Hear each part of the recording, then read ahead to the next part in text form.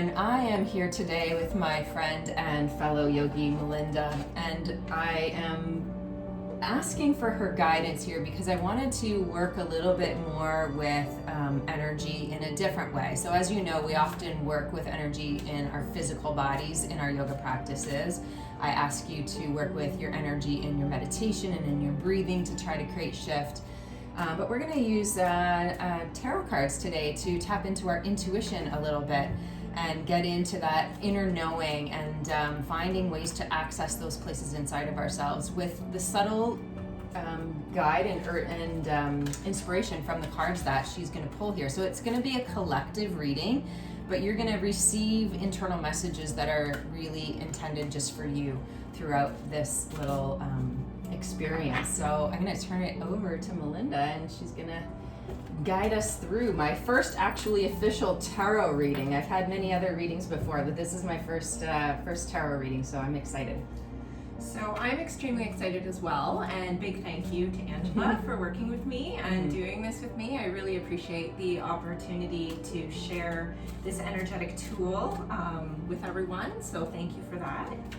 So typically I just shuffle and connect with the deck. Oftentimes a card will fly out, and I'll consider that a card that is in need that we should read. So anytime a card automatically just flies out, I'll go with that.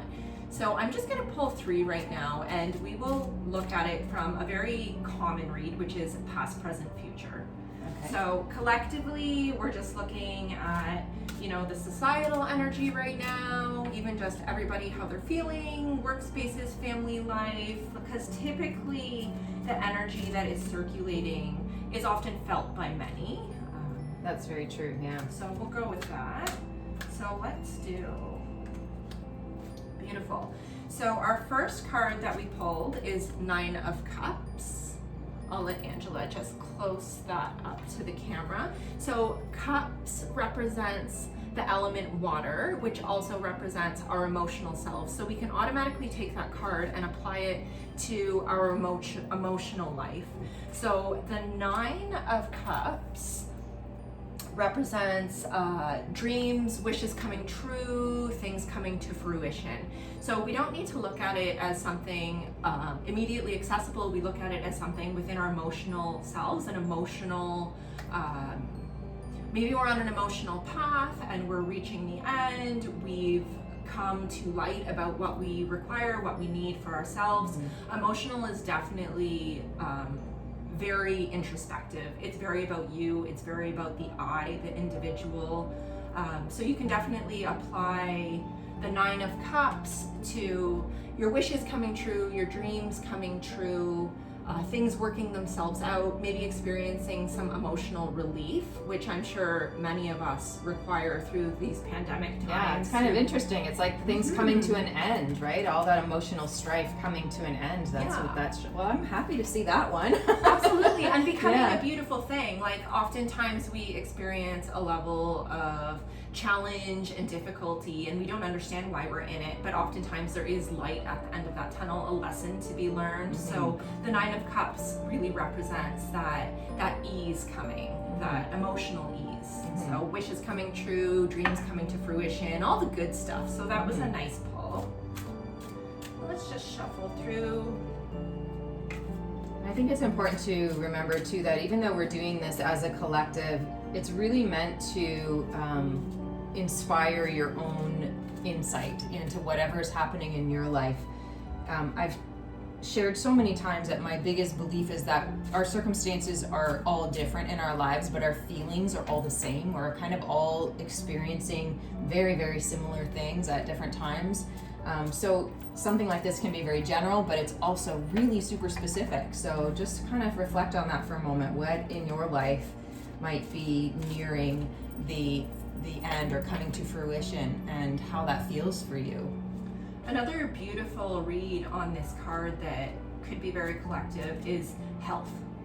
Yes. So health really coming to, more normal again, like functioning daily, just an application to the pandemic, just health kind of coming to where it's intended to be on a societal level, where we're not really at risk of one another anymore.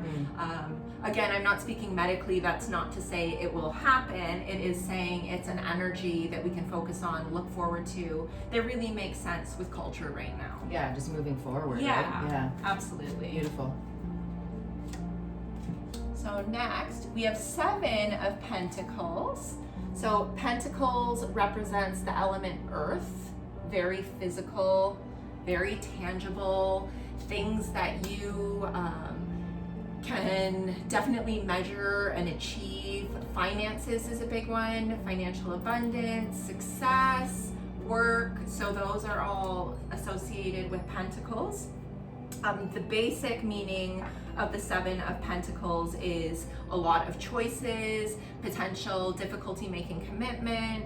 So maybe applying that to, again, like your work life, your family life, everything that's tangible, your actual relationships, what's going on in your world right now. Maybe taking a step back from all of those commitments. If you're feeling very overwhelmed, if you have lots going on, maybe it's the family front, maybe it's the work front, maybe it's both.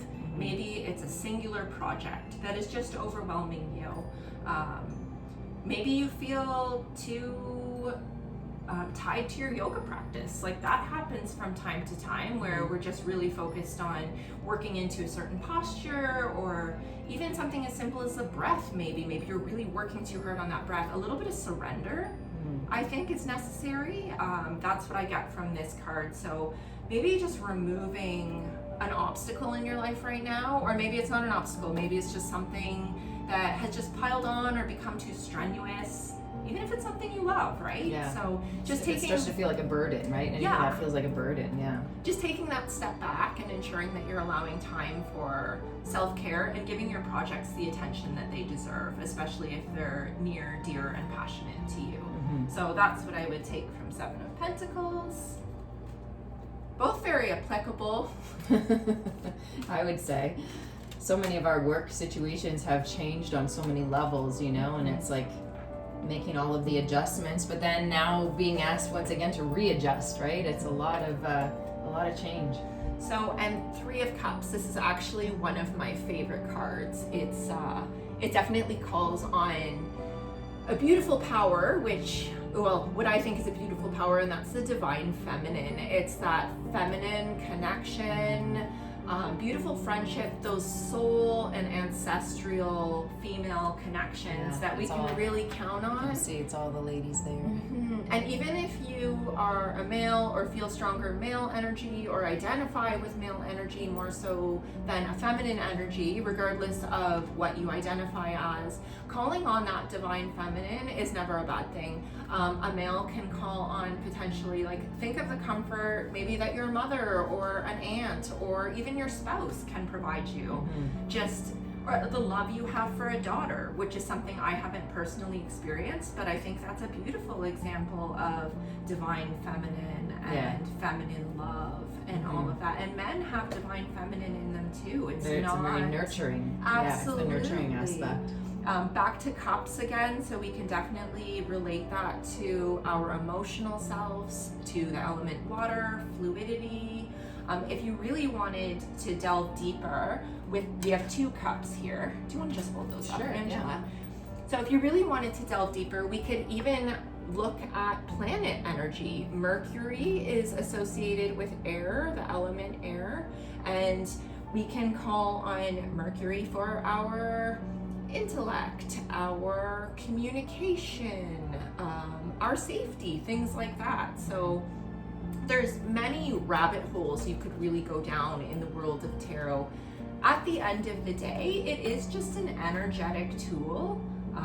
The suits all have a corresponding element, and you can just tie those into your read however it intuitively sits with you, whatever feels right for you.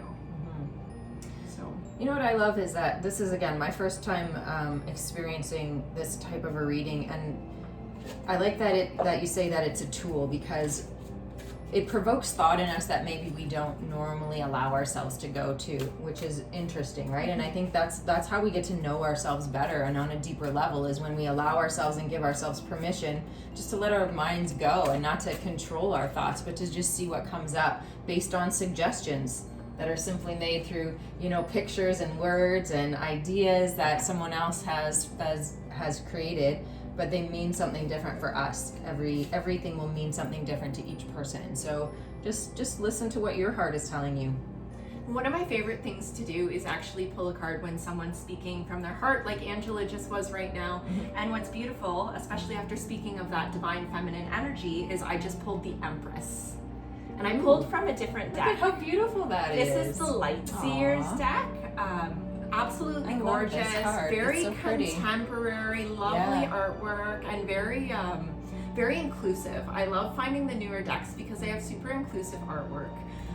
This, obviously, the Empress represents divine feminine energy, birth, renewal, all the beautiful things. And just flow. It just flow through the world with, you know, peace and love and ease is what I see when I look at this. Yeah. See, and that is a perfect way to read tarot. You just did it. Yeah, because her it's like she has angel wings, but they're made of water, right? So it's kind of like that idea of flowing. Yeah, and not resisting so much. Absolutely. Yeah? And what's beautiful about this card too is incorporating the elements. Like we have fire right here. Angela, you just mentioned the water. So we have our creativity. We have our emotion. We have the earth right there for our physical, our tangible, what makes sense. Like that, the things that we can see. It's all in there in the card. And it's just how you pull it out and apply it to what's happening in your world energetically, emotionally, creatively, intellectually, all those things. Awesome. That's beautiful. Well, thank you for doing that. You're surprising me with that. welcome. That's lovely. So I am I'm inclined to do this as a monthly little reading. If Melinda is willing to do that for us, I think it would be kind of fun to just provoke that kind of thought and help us on our journey of deepening our knowledge to ourselves so that we can make the shifts in our mindset and our well-being in a way that makes us just really feel so much better. As you know, that's my wish for each and every one of you. So thanks for joining us today. I hope you got a little something out of that, and I will post also a little picture at the end of this video that will include just a little summary so that you can kind of look back over it just in case you missed something. And thanks again. Thank you.